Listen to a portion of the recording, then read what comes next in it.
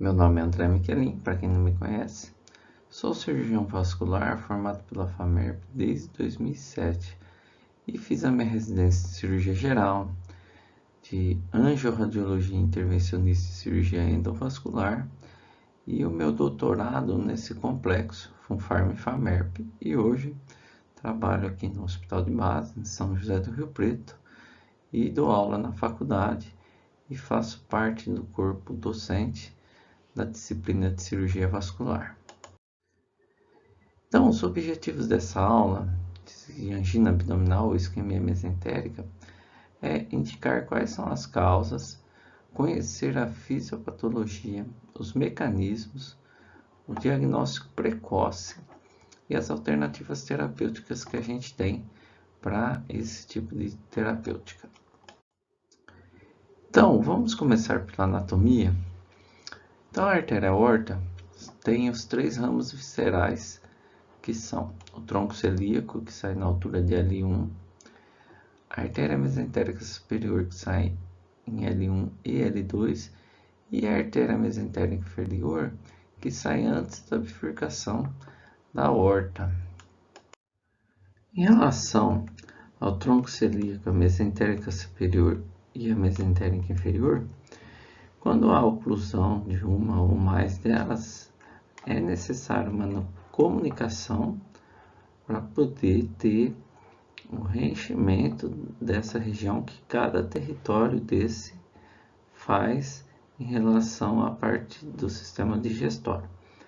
Bom, então o tronco celíaco ele tem a artéria gástrica esquerda, a artéria esplênica, e na artéria hepática a gente tem a gastroepiploica direita e a artéria pancreato-duodenal superior.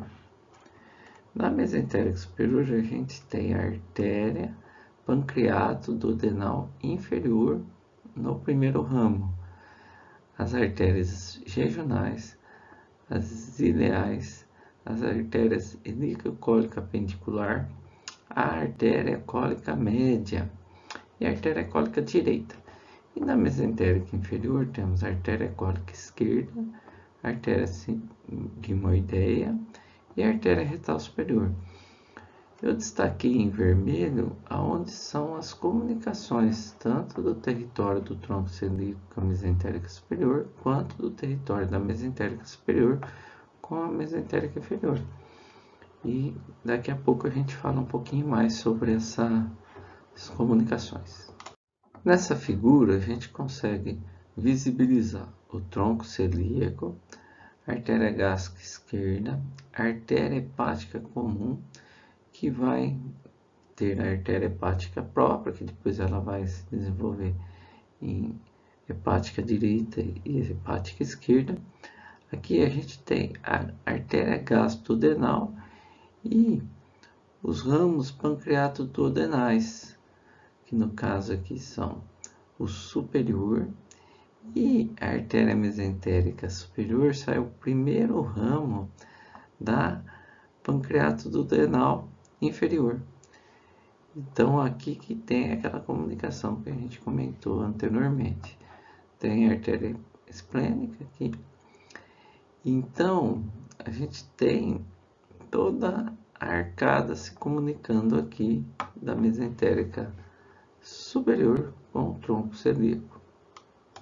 E nessa figura a gente está mostrando a artéria mesentérica inferior e seus ramos, que os principais seriam a artéria cólica esquerda, lembrando que ela se comunica com a artéria cólica média, que vem da mesentérica superior.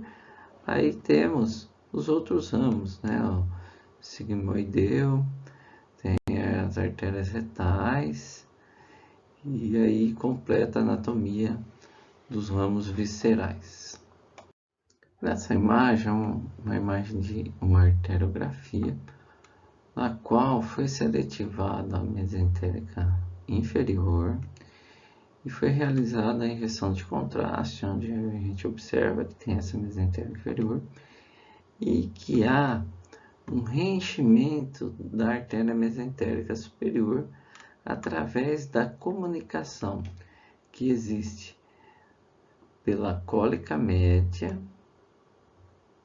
e pela cólica esquerda. Então, essa comunicação que a gente chama, né, de arcada de Riolan, seria uma arcada, no caso, central, e a arcada lateral, marginal, né, que a gente fala, seria de Drummond.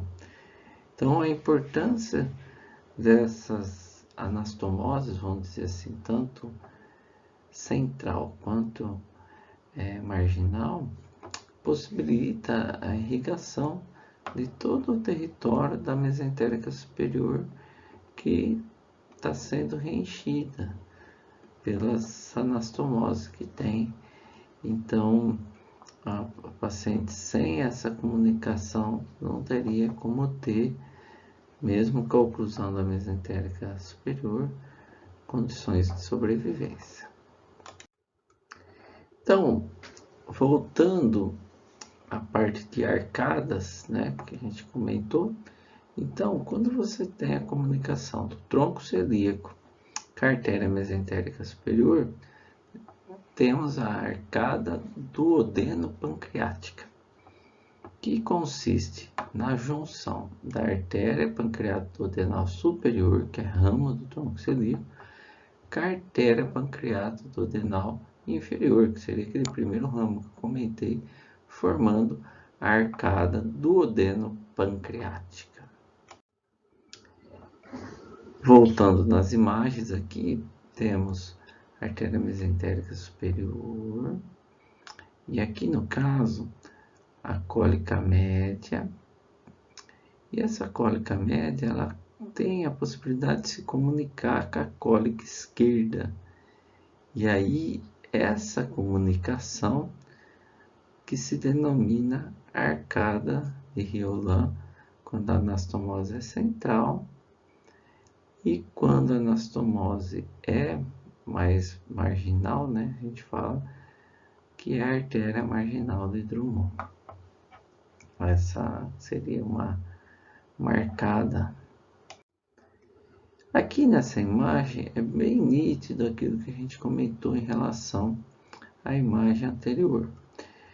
Nós temos aqui a artéria mesentérica superior ocluída na origem. Tá? Aqui nós temos o tronco celíaco e temos a artéria mesentérica inferior que faz essa arcada de Drummond encher a artéria mesentérica superior. Então, há essa comunicação nessa angiotomografia que ficou bem visibilizada. Então, essa mesentérica superior está enchida. E interessante que essa anatomia da mesentérica superior reenchida tem também aqui, ó, a hepática substituta, que vai lá no lobo direito do fígado. Então, quando você analisa essas imagens de tomografia, é muito interessante. Inclusive, existe também aqui a do tronco celíaco, que sai a gastroduodenal e vai sair a gastropancreática, que vai comunicar também com o ramo da pancreato duodenal, formando aquela arcada também. Então, quando você tem patente a mesentérica superior, inferior no caso, e o tronco celíaco, você teve um reenchimento da mesentérica, mesmo ela que esteja ocluída na origem, que formou essa arcada de Riolan bem vicariante aqui. E a marginal de Drummond provavelmente está junto aqui nessa imagem, tá certo? Aqui novamente a gente quer reforçar essas comunicações. Então, por exemplo, nós temos a artéria pancreato-duodenal inferior. Lembra que ela se comunica com a artéria pancreato-duodenal superior, que é ramo do tronco celíaco. E aqui é ramo da mesentérica superior, primeiro ramo.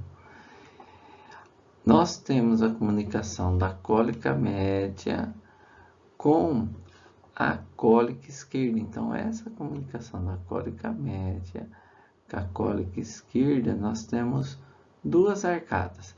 A arcada de Riolan, que é aquela arcada central, e temos a arcada que é a lateral ou marginal de Drummond, que faz essa comunicação da artéria mesentérica superior com a artéria mesentérica inferior. É importantíssimo essa arcada de Riolan.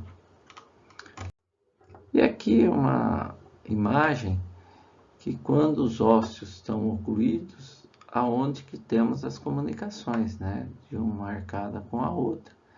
Então aqui no caso, se a mesentérica inferior está ocluída, você desenvolve essa arcada de Riolan para comunicar com a mesentérica superior. E vice-versa, se a mesentérica superior está ocluída, a mesentérica inferior que vai irrigar. Lembrando que aqui nós temos a comunicação de quem? A comunicação da cólica esquerda com a cólica média. E aí propicia a formação da arcada de Riolan.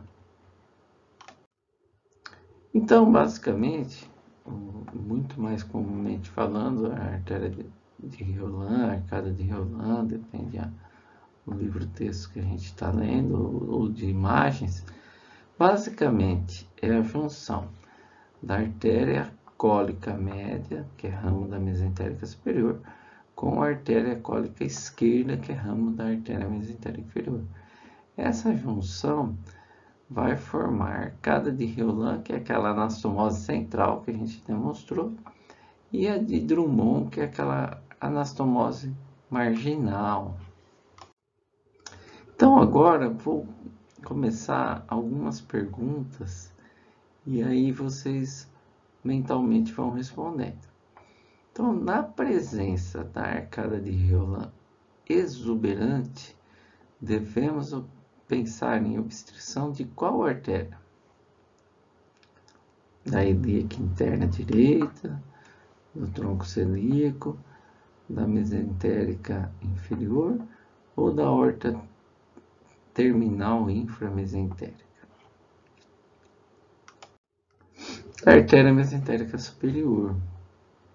Sempre pensar em arcada de Riolan, o que vai ficar vicariante para poder fazer com que há um suprimento arterial nessa área intestinal, seria, no caso, a oclusão da mesentérica superior. E, novamente, a gente coloca uma figura para a gente fixar esse conceito. Então, aqui a gente tem a arcada de Riolan, que é aquela anastomose central, e aqui a arcada de Drummond, que é aquela marginal de Drummond, tá? Então, existe a artéria mesentérica superior ocluída, e aí a gente consegue ter essa comunicação para reencher esse ramo. Então, aqui a mesentérica inferior, você vê que reenche esse primeiro ramo da mesentérica superior para poder irrigar o sistema digestório. Aqui no caso, a gente está falando da artéria mesentérica inferior e os seus ramos. Tem a retal superior e tem a comunicação com a artéria ilíaca interna através da retal média. Então, existe essa outra arcada que é essa comunicação. Como é importante a gente ter esses ramos, principalmente pacientes que têm doença aterosclerótica da aorta e seus ramos, importante, que levam à isquemia, tanto no caso mesentérico, mas também isquemia de membros inferiores. Aí eu pergunto aos senhores, qual das artérias abaixo que apresentando lesão na origem produz sinais de isquemia mesentérica crônica? Seria a artéria mesentérica superior, o tronco celíaco, a artéria mesentérica inferior ou a pancreatoduodenal.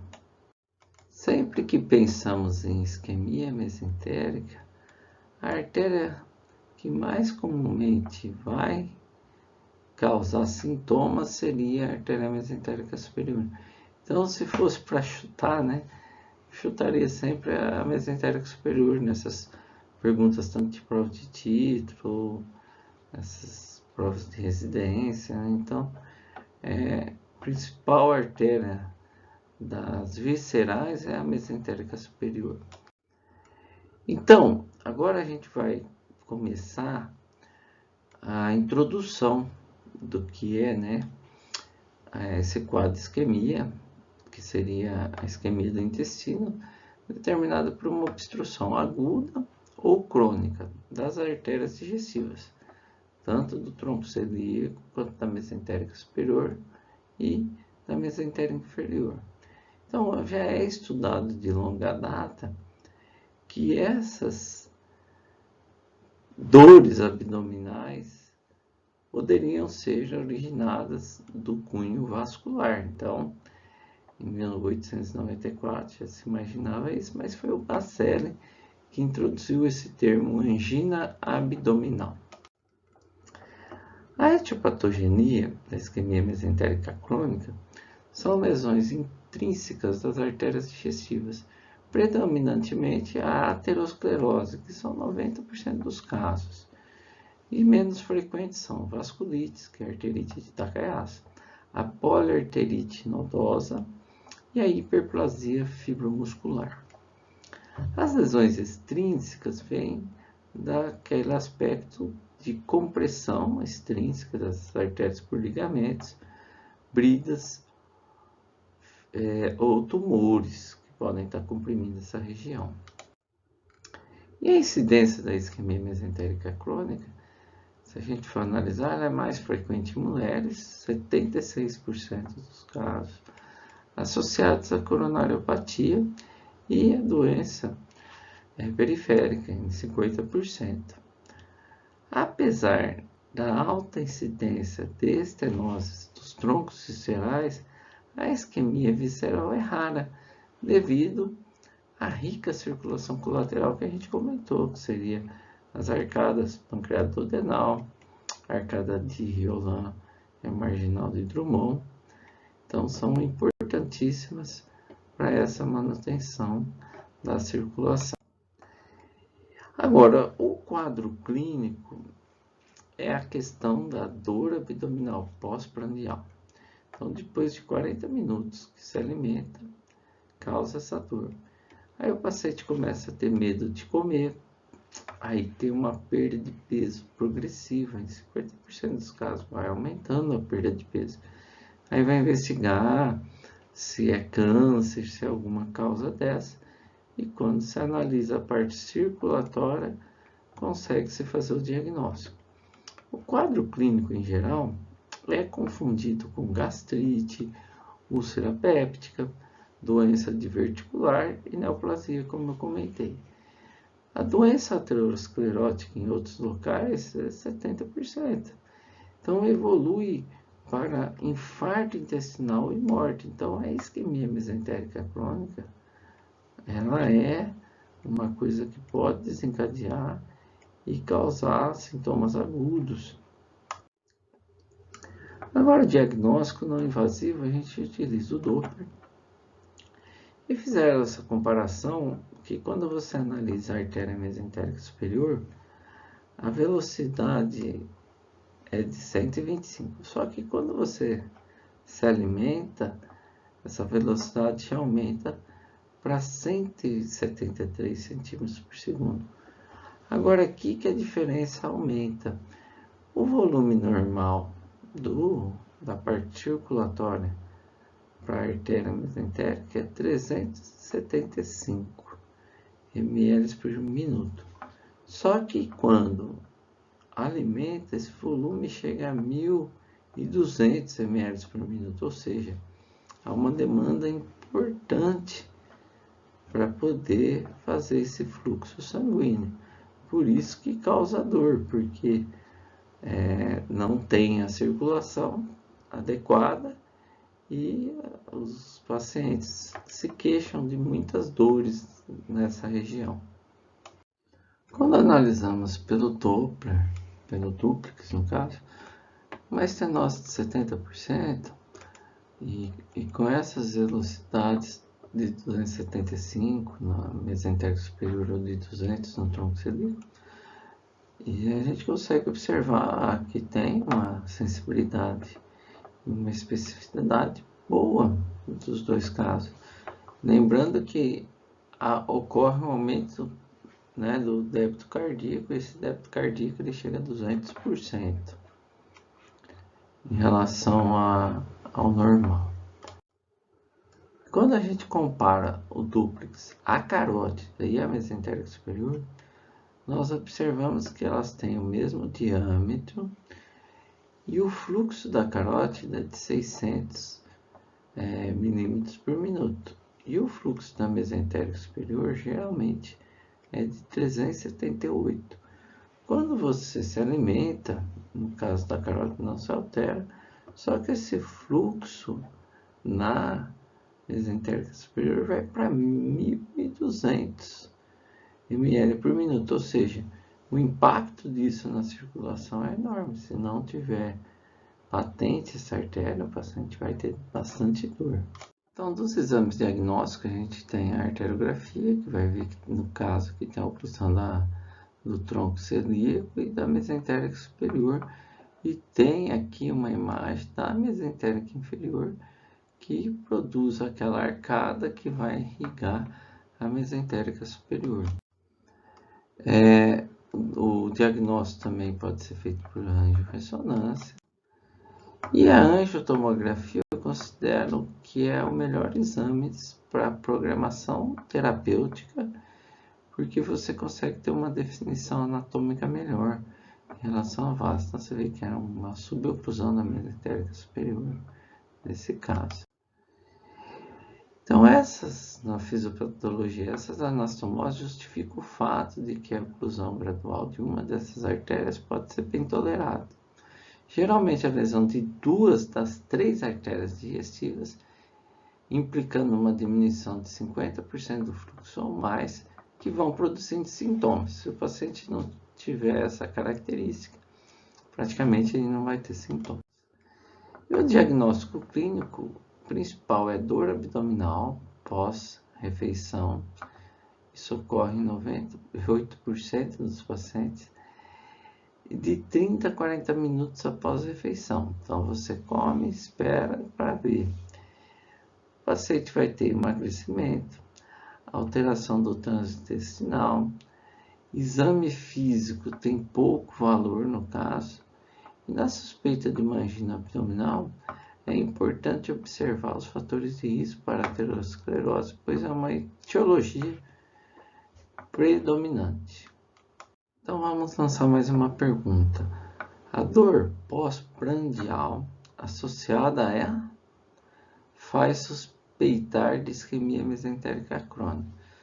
Dentre esses itens, constipação, emagrecimento, apenas diarreia ou impotência funcional, qual deles seria a resposta correta? É o emagrecimento, tá? Então, o que mais causa alterações seria na perda de peso. Tratamento. Não há um tratamento clínico efetivo. O tratamento consiste na restauração do fluxo arterial. Não há evidências para aplicar o tratamento cirúrgico em pacientes assintomáticos. E a mortalidade pós-operatória é alta, chega a 12,2% e a morbidade de 50%, criando a síndrome da revascularização.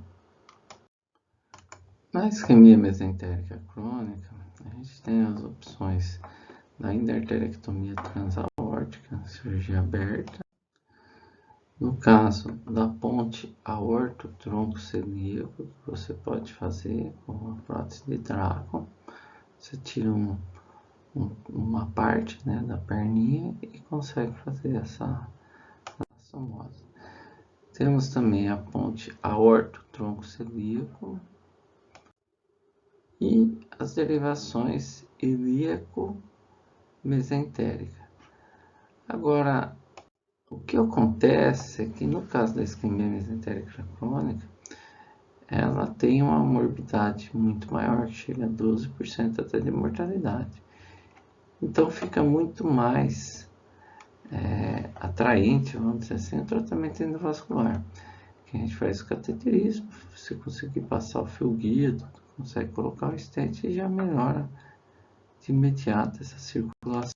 E o tratamento endovascular é muito utilizado, principalmente, por exemplo, num caso igual esse, você tem uma dissecção da artéria mesentérica superior, e aí você encontra a luz verdadeira e faz o procedimento que melhora o deságue. Então, o tratamento endovascular é atrativo em pacientes idosos e com comorbidades importantes, e os estudos comparativos não randomizados mostram superioridade da cirurgia quanto à patência, menor número de intervenções e menor taxa de recorrência dos sintomas. O tratamento endovascular tem menor taxa de morbimortalidade quando comparado. Então, conclusões. Os sintomas de isquemia crônica são confundidos com outras patologias gastrointestinais. Pacientes com apenas uma lesão de tronco visceral são geralmente assintomáticos. São necessárias 2 ou 3 lesões de troncos mesentéricos para ter os sintomas. E o tratamento da isquemia mesentérica crônica sintomática é a restauração cirúrgica do fluxo e tem alta morbimortalidade. A cirurgia aberta é o tratamento de escolha para pacientes jovens sem comorbidades e a endovascular para pacientes idosos ou com comorbidades. Agora a gente vai falar da isquemia mesentérica aguda, que resulta da hipoperfusão aguda intestinal, mais comumente devido a embolia, trombose ou vasoespasmo intestinal.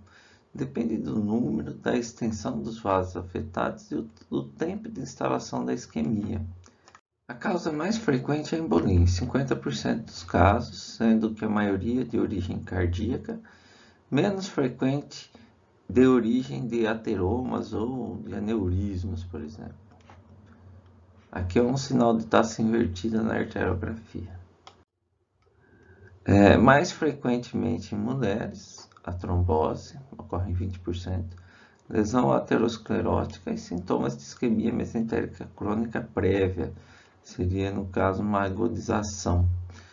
Arteriopatia em outros territórios, o paciente já tem cirurgia vascular prévia, arterite, displasia fibromuscular, aneurismas causam esse tipo de trombose. Outra causa iatrogênica, descolamento de uma placa em um procedimento endovascular, uma oclusão acidental de artéria visceral por endoprótese, uma isquemia de cólon pós-reconstrução de aorta. Não oclusivo ocorre em 20% das isquemias mesentéricas agudas em pacientes idosos com baixo débito cardíaco ou choque, o paciente está chocado, e raro em jovens, mas seria uma anemia falciforme, vasculites, trombofilias, às vezes uso de cocaína que causa esses vasoespasmos também. A fisiopatologia seria um hipofluxo, uma vasoconstrição prolongada, perda da barreira da mucosa intestinal, translocação bacteriana e endotoxinas, sepsemia e falência de múltiplos órgãos, síndrome de hiperfusão, lesão por liberação de radicais livres e a resposta inflamatória causada. Então, o quadro clínico é uma dor abdominal desproporcional ao exame físico. O paciente pode ter uma diarreia hemática, distensão abdominal, febre, taquicardia e hipovolemia. O infarto e a perfuração intestinal e até uma sepsemia. Alta taxa de mortalidade, chega de 70 a 80% dos casos.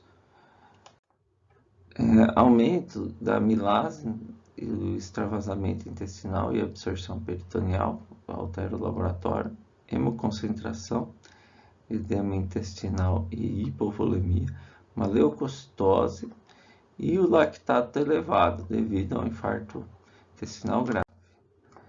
Os exames complementares seriam um raio-x simples, você vai ver que vai estar normal em 25% dos casos. Já vai ter distensão de alça, tem os níveis hidroaéreos, um espessamento de parede abdominal ou pode ter ar na cavidade, né? Seria quando perfura a alça. E aqui na colonoscopia, você vê que quando faz essas imagens, né, uma necrose intestinal aqui já está bem avançada, tá? Então, a conduta inicial deve ser tratada como uma emergência médica. A arteriografia ou angiotomografia não deve retardar o tratamento inicial. Reposição volêmica e correção hidroeletrolítica. Eletrocardiograma e monitoramento invasivo. Antibiótico terapia de amplo espectro, devido à perda, né, da barreira de mucosa intestinal. Anticoagulação sistêmica com heparina para prevenção da extensão do trombo e a laparotomia exploradora. Então, como conduta, a laparotomia é fortemente recomendada quando suspeita de necrose intestinal. Embolectomia ou derivação do tronco celíaco aórtico ou ilíaco para a mesentérica superior, ressecção de alças não viáveis e fazer o second look. E existem relatos de trombólise e angioplastias percutâneas da artéria mesentérica superior com sucesso, lembrando que a gente já fez casos que são assim, não pode demorar, tem que ser dentro de uma janela para realizar trombólise, senão casos que a gente já fez e teve uma repercussão trágica, mas o paciente já estava também com muita isquemia de alça. Então, aqui é uma fibrinólise intraarterial via catéter multiperfurado. A gente entrou com o catéter aqui. Aqui a gente vê como que melhorou com a fibrinólise, mas apresentava muito vasoespasmo ainda essa paciente. Mas ela teve que fazer uma laparotomia devido à persistência de dor e ela tinha uma alça, um segmento pequeno e foi feita uma enterectomia e deu tudo certo nesse caso. Então, temos outras causas de isquemia mesentérica aguda, que seria a trombose venosa mesentérica. Ela constitui de 5 a 15% de todos os casos de trombose mesentérica aguda. É secundária a estados de hipercoagulabilidade, estase venosa portal, infecções ou inflamações intraabdominais, doenças malignas ou uso de estrógeno. E cerca de 75% dos pacientes têm trombofilia, sendo que a mais comum é o fator 5 de Leiden. A angiotomografia pode revelar a extensão da trombose e ar na veia mesentérica ou no sistema porta. O diagnóstico é feito no intraoperatório ou na autópsia, né, dependendo do caso, né, da gravidade. As alças intestinais são ressecadas e o uso de anticoagulantes deve ser prolongado para evitar recorrências. Então, as conclusões que a gente chega dessa patologia é: o diagnóstico e o tratamento precoce são imperativos para evitar o desfecho clínico catastrófico. Os exames diagnósticos não devem retardar a instituição de medidas terapêuticas iniciais. Deve ser considerado um regime de emergência médica e as medidas de suporte clínico iniciais são de extrema importância. A laparotomia exploradora é fortemente recomendada na suspeita de inviabilidade das alças e o tratamento endovascular pode ser considerado quando não há suspeita de necrose intestinal. Então, para finalizar, eu agradeço, né, de vocês acompanharem até o final dessa aula longa, né? Mas é um tema muito pouco abordado na nossa disciplina e geralmente é as emergências que a gente é acionado num plantão, né? E, então a gente precisa ter um pouco mais de vivência nessa doença para fazer os tratamentos adequados de acordo com o diagnóstico, tá? Então, se vocês tiverem alguma dúvida, é só entrar nos canais, no Instagram, no Facebook, no YouTube, e vou estar à disposição. Um abraço a todos e até mais.